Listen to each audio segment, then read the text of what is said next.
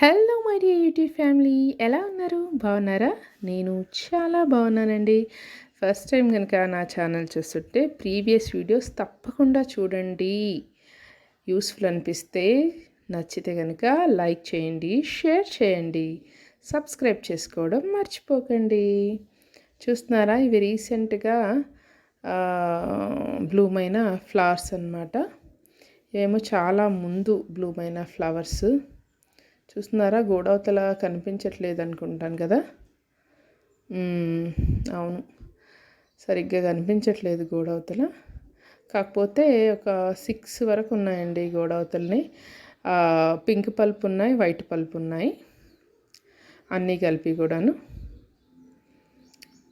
ఇవి కూడా రీసెంట్గా, ఇది ఫస్ట్ ఇయర్ క్రాప్ కదా.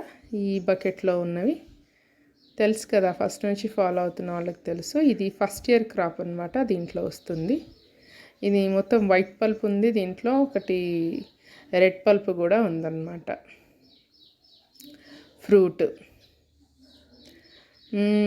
ఇంకా ఇవేమో ఇక నెక్స్ట్ దఫా అనమాట. నెక్స్ట్ దఫా ఇవి పూస్తాయి, ఇక ఒక 4-5 డేస్లో పూస్తాయి.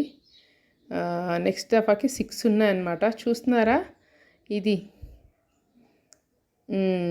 ఈ 4 ఉన్నాయి దీనికి. ఇది ఫస్ట్ పూస్తుంది. ఇది పోయడానికి రెడీగా ఉంది. అయితే ఈరోజు నైట్ పూస్తుంది కంపల్సరీ.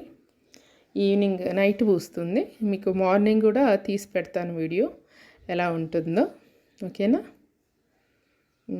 ఎంత అందంగా కనిపిస్తాయంటే చాలా బాగుంటాయి. ఇవి కూడా పూసినప్పుడు చూపిస్తాను. ఇదిగోండి, పూసేసింది మార్నింగ్. ఇది నెక్స్ట్ డే మార్నింగ్ అనమాట.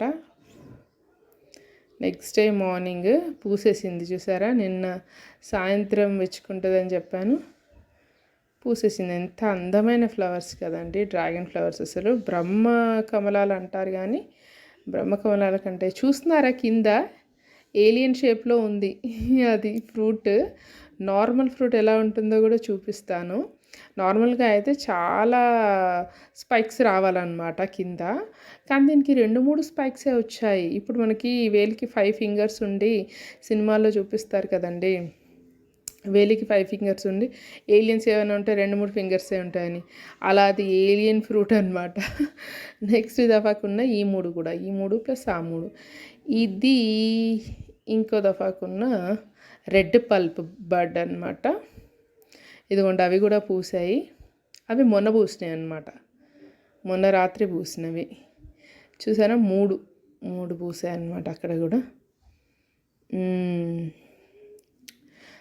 ఇక్కడ చూడండి, ఇక్కడ చూస్తున్నారా, చూడండి, చాలా స్పైక్స్ ఉండాలి నిజానికి, కానీ 2-3 స్పైక్సే ఉన్నాయి. అందుకే నేను దీన్ని ఏమని పిలుస్తున్నానంటే ఏలియన్ డ్రాగన్ ఫ్రూట్ అని పిలుస్తున్నాను.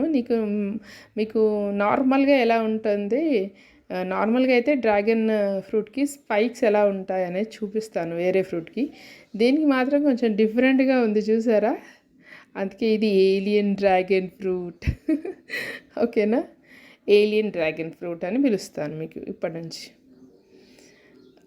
ఇది నెక్స్ట్ మంత్లో, అంటే 30-35 డేస్ రైప్ అవుతుంది కదా.